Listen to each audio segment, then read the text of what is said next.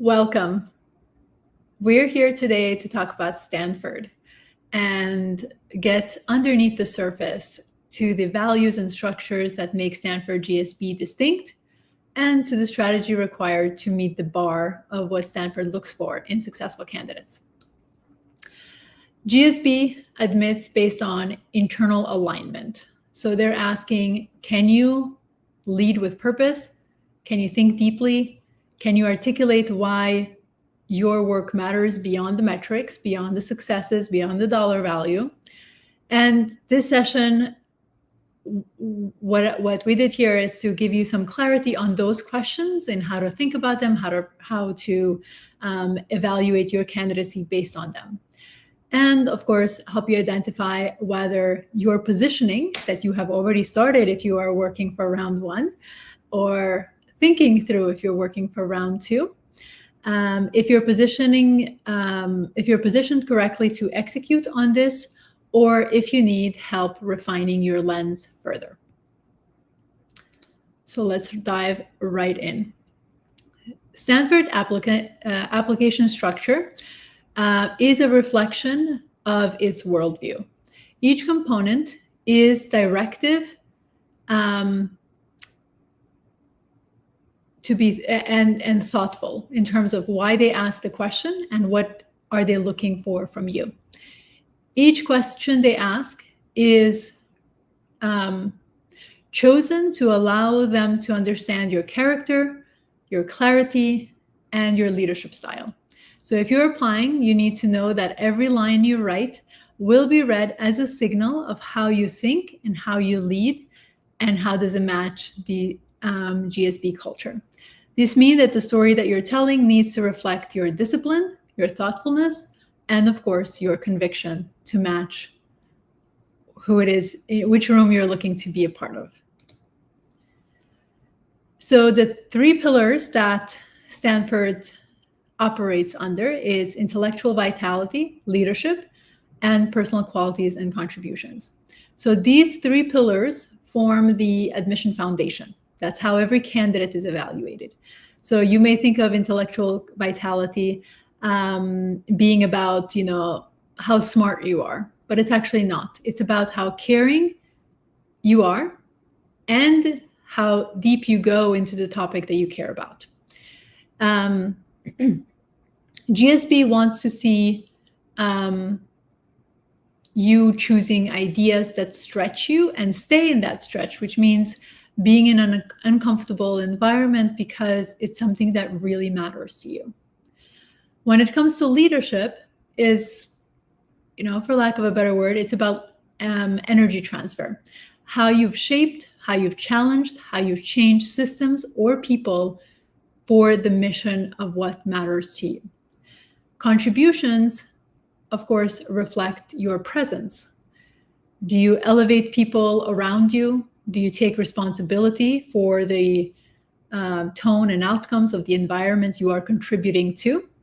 GSB reads all of these in between the lines. So if you are thinking about asking me, where do I put this information? It's everywhere, right? Without making it obvious.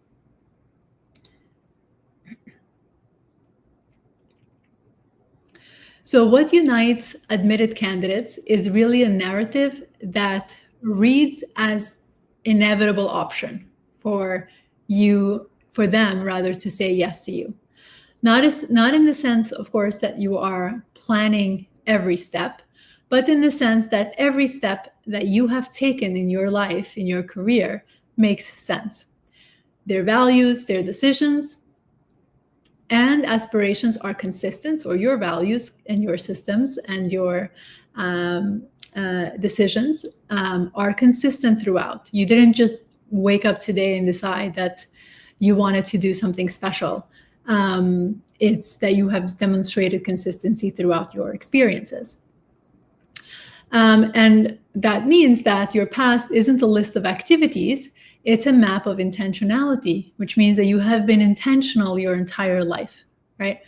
Whether it's launching a nonprofit, navigating tough management situations, or shifting careers, but with purpose, these are really the candidates that show that they're capable of that long-term view, and long-term view thinking, and planning, which makes them successful candidates at GSB. And of course, when you have the capacity to think long-term, they also want to see that you can execute long-term. So Stanford pays attention to how you carry your story.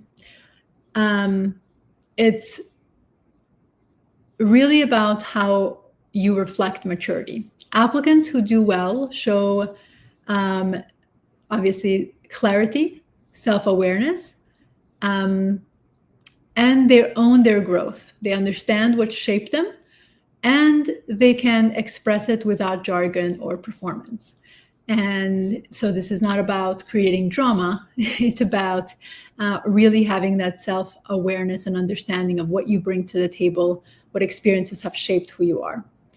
And this is a moment in the process where metrics fall away and character steps forward. The expectation is, of course, that if you're applying, you're going to have relatively strong application. So your test scores and your GPA is going to be strong. You have had successes in your career. But what moves you from being a candidate in a pool of other really strong candidates like yourself is the story, where, again, your metrics are table stakes. Those have been confirmed. And what you bring to the table is going to be more important. And that's what makes Stanford different in terms of the application. It's a story, it's more demanding of your time and of your introspection. One of the challenges that most applicants go through in this process is, or one of the biggest questions that I receive when I work or when I talk to people who are applying to Stanford or think about applying to Stanford, is what do I write in this What Matters Most to You essay? This essay is about insight. When GSB asks what matters most, they're asking for the organizing principle behind your life decisions. And I know that sometimes that can feel like, oh my goodness, I haven't thought about my life in that way. But you can think of it as the value that you return to when stakes are high. When you had to choose between two goods or two good paths or two difficult paths, what governed your response and your decision that you chose? The best essays here are honest, structured, and deeply reflective. They move beyond storytelling in pattern recognition. And so one of the biggest challenges is recognizing your own pattern if you're not accustomed to, reflecting about who you are and your own personal journey. That pattern recognition shows that you're operating from a center of gravity, not chasing brand names and titles and shiny things. And Stanford is not very interested in the shiny things, I must say. So your job in crafting this essay is not to chase dramatic moments, especially not in the beginning. Look instead for continuity in your experiences. Think about how your values have evolved over time, not just what they are. What did you use to believe that has changed because of some experiences that you've had? What has shaped that change? Like, what were the events that helped you shape the change in perspective and their value? And what do you keep choosing even when it's inconvenient for you to do so? Essays that land well at Stanford show humility and clarity, and they're about revealing the real you, not your parents, not your grandparents, not anyone else but you. And that's what makes this essay such a powerful place for you to capture who you really are and convey that to Stanford in a way that resonates with them.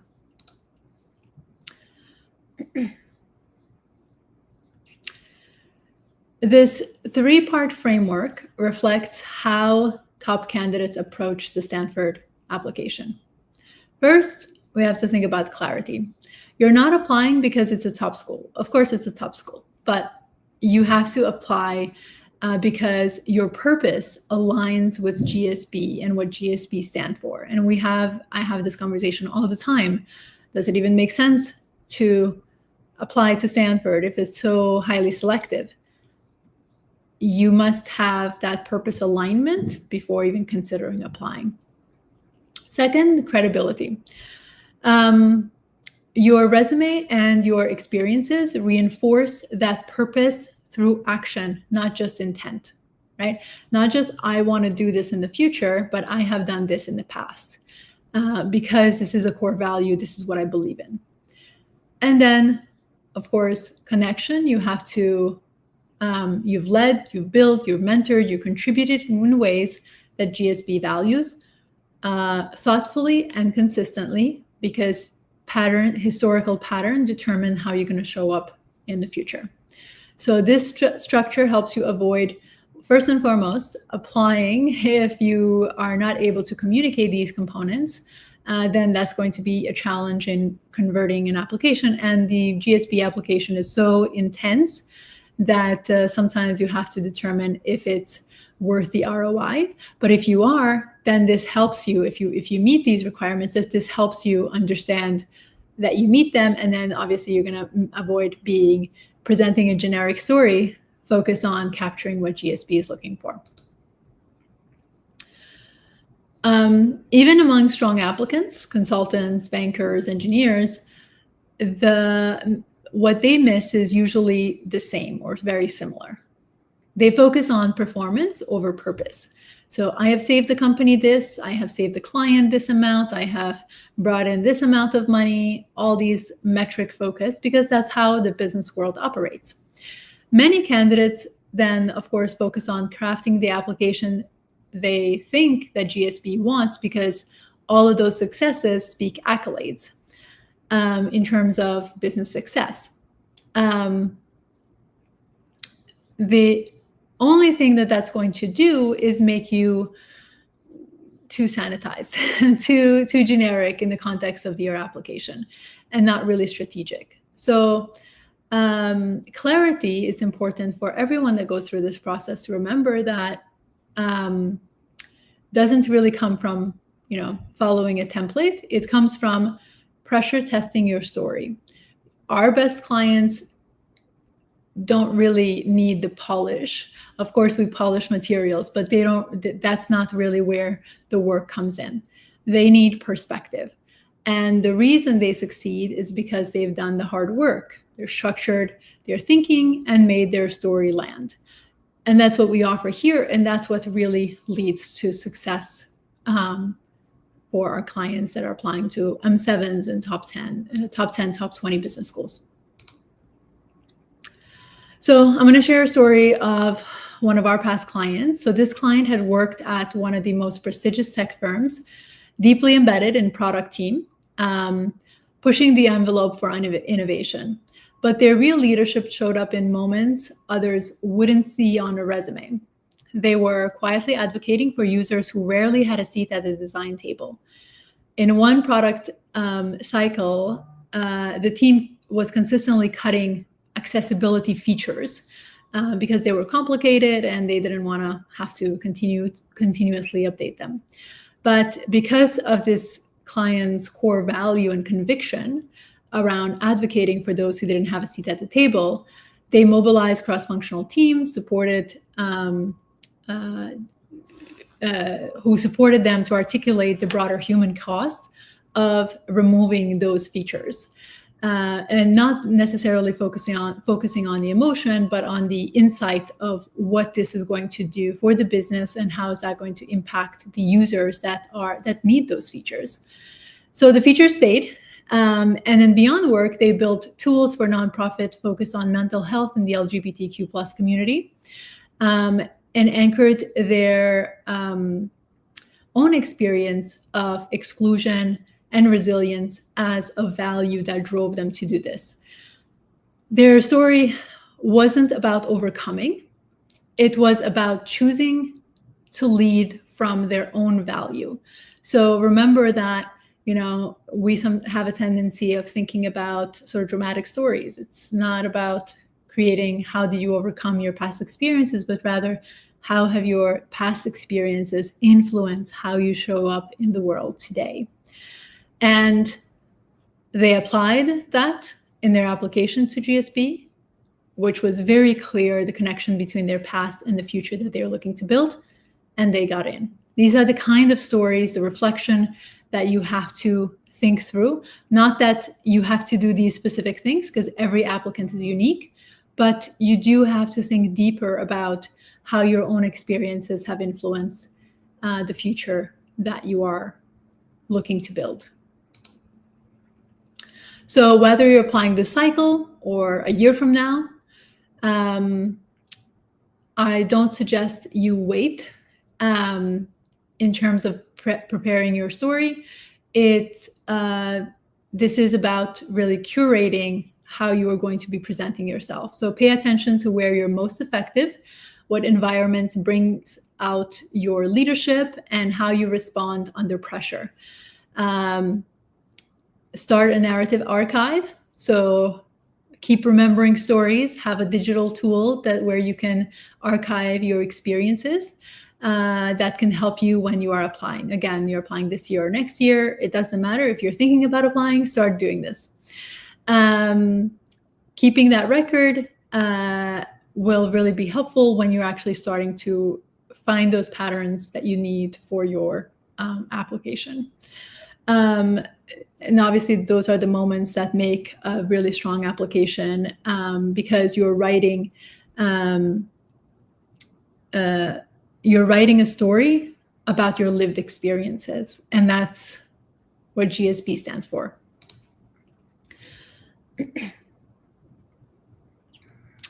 You can definitely be very qualified, and we hear all these stories all the time. Very qualified candidates still miss the mark. What a coach can provide isn't necessarily edits. I think you can get an editor to help you edit. It's about the structure of your entire narrative, which comes with experience. It's the perspective. It's also the pushback that the coach is going to provide you. It's about having someone who is going to put the mirror up and say, here's what's working, here's what isn't, and here's a plan forward that can help you get to where you want to go. And obviously, the sooner you start with that, the sooner you have an action plan that you can start building and then obviously executing on. So every client who gets into Stanford with us has gone through a version of that disciplined, reflective process. We help clients refine the frame in which they're telling their own unique stories. And that's what create results which speak for themselves. So you don't need to decide today, but if you know that this process deserves more than a solo effort, we have two ways that you can stay sharp and continue working on your application. We have the MBA Strategy Circle, where this is for people who want structure, accountability, and come and ask questions as they go into their applications. And then the other way is the private consulting, and this is reserved for applicants ready to go all in on their narrative. We're definitely not for everyone, and that's okay. But if you're serious about getting this right, the door is open, and definitely feel free to reach out. There's going to be a link in the chat that you can request a consultation or join the circle, whichever one works best for you. We're going to open the floor to Q&As. We have 11 minutes that I can answer questions if you have them live. And if not, we can go to some questions that came through the registration form. All right, let's see. All right, so whichever platform you're joining us, this is a great opportunity to first join our community. So subscribe and to our YouTube channel, or follow us on whichever platform you're joining us. And then write your question in the chat of whichever platform you're joining so that I can answer it live. Don't worry, I won't be putting your name, or we won't be putting your name on the screen. We'll just read the question, and that way we preserve your identity once it's become live, once it's become as a replay option on YouTube. Okay, so the first question is, how much weight is given to age, years of work experience? None of those are actually, they matter, yes, for GSB and other schools too, but they're not a structure that says, you know, your age equals to this, your years of work experience equals to this number, and this is how we calculate, this is a rubric we calculate who gets in and who doesn't. That doesn't happen. So if you are mature and you are a younger applicant and you demonstrate that you are ready for this next step in your chapter, in your career chapter, you're perfectly okay to apply. If you have less work experience or more work experience, it's about how you tell your story. The only time that these are going to be a negative impact is if it's impeding you from being able to tell GSB that you are ready for this next chapter in your career. So if you have too many years of experience and there's no trajectory of growth in your career, and now you're saying you want to get a GSB application, GSB offer of admission, and you can't capture the growth that GSB looks for in candidates, well, that's going to impact you negatively. In the age range, which also means fewer years of work experience, that can also go the opposite direction, where you don't seem to have had enough real life work experiences to influence your thinking yet, to understand what you want to do. So you need a little bit more time to, prepare a stronger application before you reapply at some point in the future. So these are neutral unless it's going to be, unless it says something about your candidacy and your readiness for the GSB application or for the GSB MBA program. Excellent. Next question. I think I need to.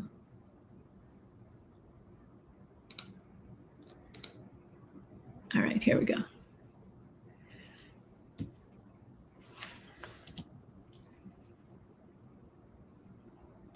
Sorry, my screen is a little small, so I have a few stories I could use for the What Matters Most essay. How do I choose the one that shows who I truly am and fits what Stanford is looking for? That's an excellent question. I mentioned earlier in the slide that one of the things that you want to do is look at the patterns that show up in stories. And there's always patterns, whether we are conscious of them or not. There are patterns that you will see once you start analyzing your experiences and the stories that you want to tell the admission team. So focus on first identifying your patterns, and then look at what is that value that you are fighting for, that you want to make sure that you are,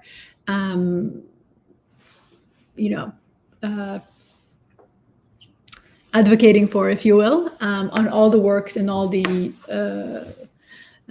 work that you have done so far and what you want to do in the future.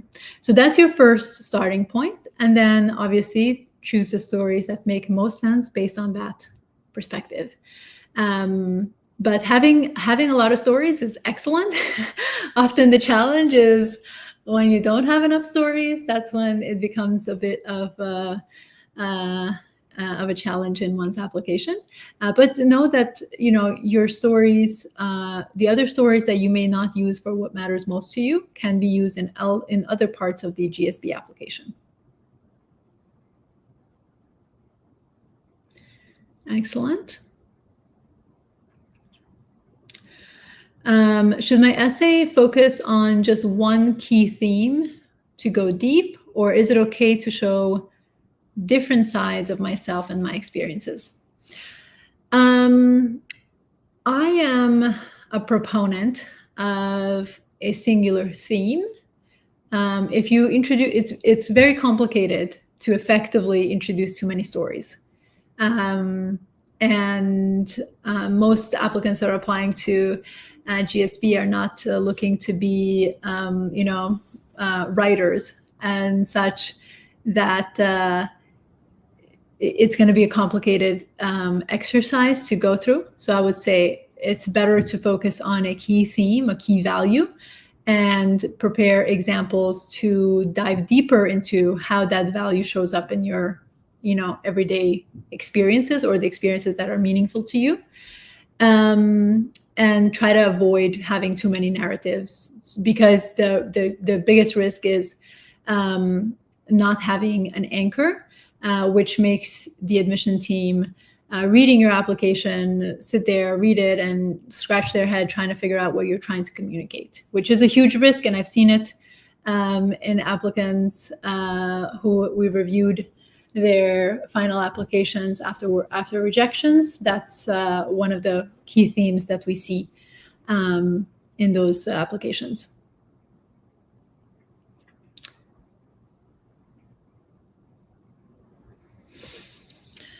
The culture of Stanford is very humble. Everyone is very mission driven. Everyone sees themselves as someone who has a responsibility to make the world better in whichever area that they're interested in. So whether that's, accessibility, whether that's transportation, energy, whatever their area of interest is,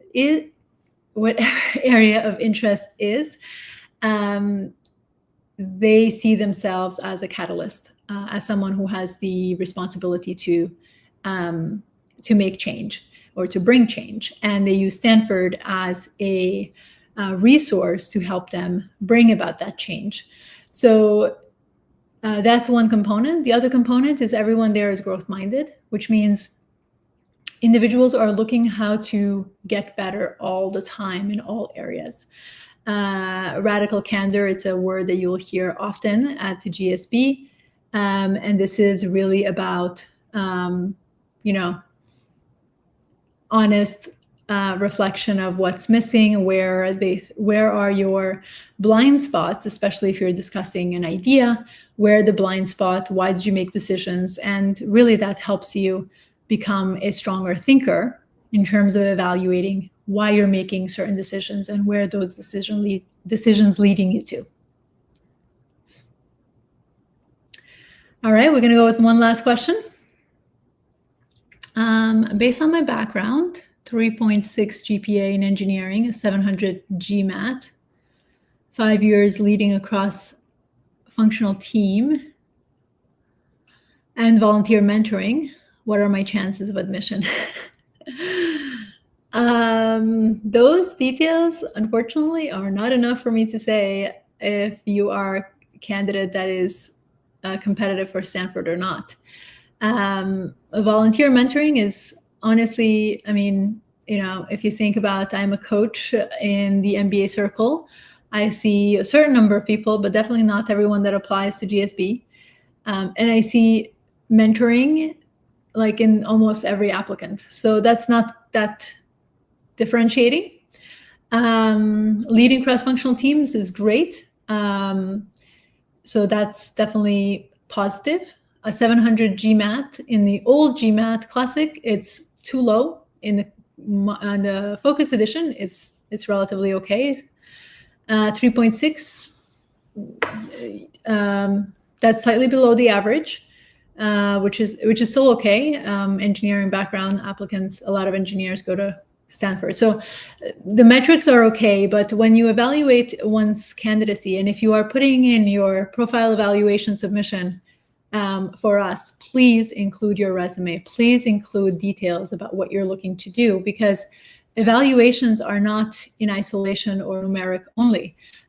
These evaluations are looking at your thinking pattern, your experiences, how those shape what the business school is looking to put together in terms of, how how repetitive is your story. If it's too repetitive, then they'll have 10 other applicants just like you who they have to choose from, right? So your job is to really think through what is it that you want to do and why you've chosen Stanford to do it at. It really does have to be, you can only get this at Stanford and nowhere else kind of experience. And you have to communicate why you need that. So while this candidate looks perfectly okay on paper, the nuances of what Stanford is looking for, it's not on, we're not submitted, so I'm not sure I can provide more details than to say your metrics are okay. But definitely, if you're watching this live or as a replay, submit your profile evaluation. You'll get a score initially, but then you do get an email from me directly that gives you more detailed commentary on your profile. So definitely take advantage of that because it's free and it allows you to gain new perspective on your candidacy and see where some blind spots may be that you may have overlooked. Excellent. Well, thank you so much for being here. Next week, we're going to be talking about Kellogg. So definitely, if you're considering one of the M7s in Chicago or in Illinois, join me next week, July 10th at 10 a.m. Eastern.